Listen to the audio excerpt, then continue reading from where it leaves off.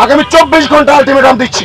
আমাদের 4টি দফা, সবার কাছে নেতা পালাবেন প্লেনে, তোমরা পালাবা কোনে, আমরা এটা দেখে নিব। এখন সেই পুলিশ বাহিনী তারা এখন সবাই মিলে নতুন চক্রান্তে নেমেছে। তারা এখন নানা রকম দফা দাবি নিয়ে নেমেছে। তারা এখন ল অ্যান্ড অর্ডার ব্রেক করে তারা নেমেছে, বলছে তারা কর্মস্থলে ফিরবে না যতক্ষণ পর্যন্ত তাদের দাবি না মেনে নেওয়া হয়। তারা বলছে তাদের যারা শহীদ পুলিশের মধ্যে যারা শহীদ হয়েছে, আরে ভাই শহীদ তো তারা হয় যারা জালেমের বিরুদ্ধে লড়াই করে মারা যায়, অস্ত্রের মুখে পড়ে মারা যায়, তারা হয় শহীদ। তোরা কিসের শহীদ? এই প্রশ্ন আমরা সবাই মিলে করব। যারা জুলুম করেছে তারা শহীদ হয় না, তারা হচ্ছে জালেম। এবং যে পুলিশ সদস্যরা নির্বিচারে ছাত্রদেরকে খুন করেছে, এখন তারা ষড়যন্ত্রের ফাঁদ পেতে তারা বুঝে গেছে যে বাংলাদেশের জনগণ সেই সকল স্বৈরাচারের দোষরদেরকে কোনোভাবে ছাড় দেবে না। তখন তারা এখন আপনারা দেখেছেন সকল থানা থেকে পুলিশ চলে গেছে, পুলিশ লাইন থেকে পুলিশ চলে গেছে। তার একটা ব্ল্যাকমেইল, যখন তাদের বিট্রেটা করা দরকার ছিল ফ্যাসিস্ট হাসিনার বিরুদ্ধে, তখন তারা সেটা না করে এখন বিট্রেটা করছে সাধারণ ছাত্র জনতার বিরুদ্ধে। এখন এটা বলতে পারি আমরা একটা ব্ল্যাকমেইল। সো এই ব্ল্যাকমেইল আপনাদেরকে মনে রাখতে হবে, এই ব্ল্যাকমেইলে বাংলাদেশের মানুষ কিন্তু ভয় পায় না, বাংলাদেশের ছাত্র জনতা এই ব্ল্যাকমেইল ভয় পায় না।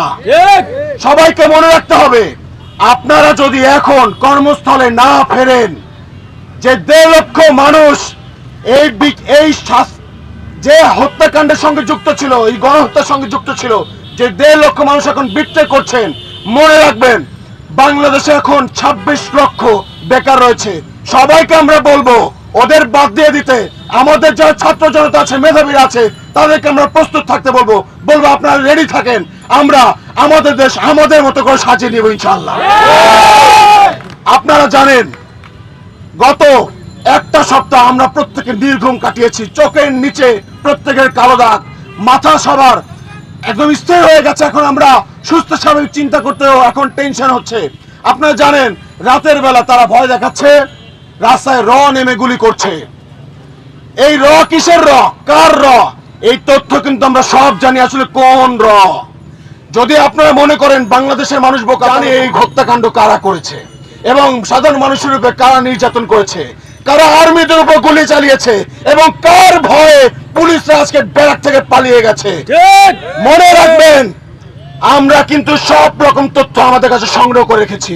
এর বিচার আপনারা যদি ঠিক মতো আমাদের কথা না শোনেন, আজ হোক কাল হোক 12 বছর পরে হোক, এর বিচার ছাত্র জনতা করেই ছাড়বে ইনশাআল্লাহ। আপনাদেরকে বারবার বলছি, আপনারা যারা ফ্যাসিস্ট হাসিনার তাবেদারি করেছেন, আপনারা অতি দ্রুত বাংলাদেশের মানুষের কাছে ক্ষমা চান। এত দাবি দেওয়া না করে, এই যে দাবি আপনারা করছেন, ব্ল্যাকমেইল আপনারা করছেন, আমরা জানি বাংলাদেশের এখন অর্থনৈতিক অবস্থা ডালমাটাল অবস্থা।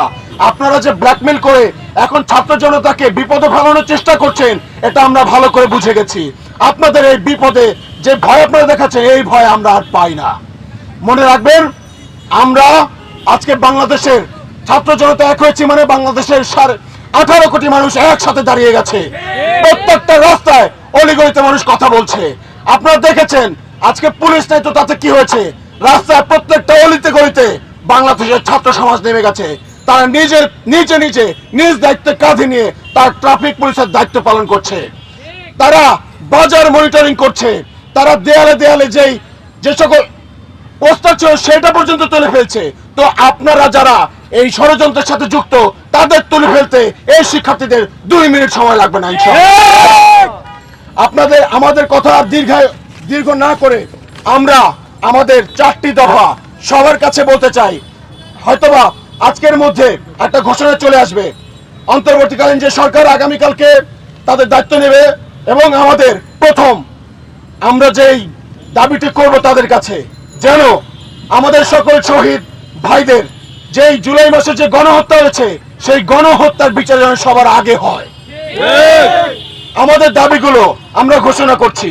প্রথম দফা 1, আইন শৃঙ্খলা রক্ষাকারী বাহিনীর সর্বোচ্চ পর্যায় থেকে সর্বনিম্ন পর্যায় পর্যন্ত যারা উক্ত নারকীয় হত্যাকাণ্ডে প্রত্যক্ষ এবং পরোক্ষভাবে জড়িত, তাদের প্রত্যেককে অনতিবিলম্বে আইনের আওতায় এনে দ্রুত বিচার নিশ্চিত করতে হবে। 2, ফ্যাসিস্ট হাসিনার শাসনামলে আইন শৃঙ্খলা রক্ষাকারী বাহিনীতে যত অবৈধ নিয়োগ করা হয়েছে অতি দ্রুত তার সুষ্ঠু তদন্ত সাপেক্ষে সেই সকল নিয়োগ বাতিল করতে হবে। 3, যে সকল দুর্নীতিবাজ আইন শৃঙ্খলা রক্ষাকারী বাহিনীর কর্মকর্তারা অনৈতিকভাবে পাহাড় সম সম্পদ গড়ে তুলেছে তা বাজেয়াপ্ত এবং পাচারকৃত সম্পদ অনতিবিলম্বে দেশে ফিরিয়ে আনার ব্যবস্থা করতে হবে। 4, অনতিবিলম্বে আইন শৃঙ্খলা রক্ষাকারী বাহিনীর বিশেষ করে পুলিশ সদস্যদেরকে কর্মস্থলে ফিরে দেশের মানুষের জান ও মালের নিরাপত্তা প্রদানের জন্য আহ্বান জানাচ্ছি। বাংলাদেশের পুলিশ, আমরা বিশ্বাস করি যারা আপনারা কনস্টেবল পর্যায়ে ছিলেন, আমরা জানি যে আপনারা হুকুম পালন করেছেন শুধুমাত্র। তবে যে ছেলেটা রামপুরায় রেলিং এ ঝুলেছিল, প্রাণ বাঁচাতে ঝুলেছিল, তাকে যে আপনারা গুলি করলেন, আপনার মনে কি একটু মায়া জাগে নাই? তাকে কি আপনি বাঁচাইতে পারতেন না? আপনাকে কে নির্দেশ দিয়েছে তার উপরে নির্বিচারে গুলি চালাতে? এই সব রকম প্রশ্ন আমরা তুলব। এরপর আপনাদের প্রত্যেককে আমরা আইনের আওতায় নিয়ে আসবো।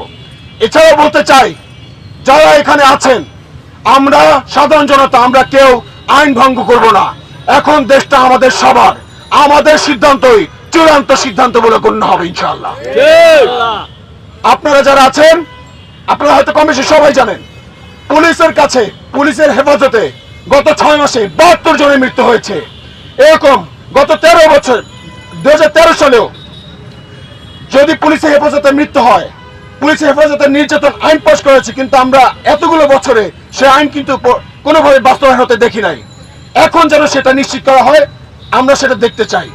এছাড়াও বলতে চাই, পুলিশের স্বচ্ছতা, জবাবদিহিতা নিশ্চিত করতে হবে। কোনোভাবে ল অ্যান্ড অর্ডার যদি ব্রেক করে তাকেও শাস্তির আওতায় নিয়ে আসতে হবে।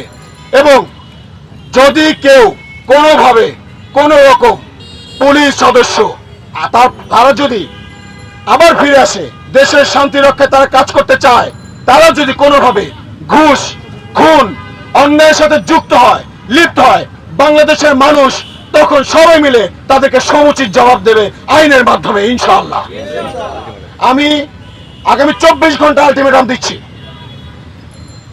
যদি আগামীকালকে অন্তর্বর্তীকালীন সরকার ক্ষমতায় এসে প্রথম যদি গণহত্যা বিচার যদি তারা না করে, আগামী রবিবার থেকে শহীদ পরিবার যারা ছিলেন, শহীদ আবু সাইদ, মুগ্ধ, শ্রাবণ সহ সকল শহীদ পরিবারের শিক্ষার্থী ছিল, তাদের বাবা মা, অভিভাবক, আত্মীয় স্বজন, বাংলাদেশের সর্বস্তরের নাগরিকদের নিয়ে আমরা আমাদের সর্বোচ্চ আন্দোলন এবং প্রতিরোধ গড়ে তুলব ইনশাআল্লাহ। আমি আমার বক্তব্য দীর্ঘ না করে এটুকু বলতে চাচ্ছি, বাংলাদেশ আমাদের, এটা রক্ষা করার দায়িত্ব আমাদের, এটা সুন্দর করে সাজানোর দায়িত্ব আমাদের। জয় আমাদের হবে ইনশাআল্লাহ।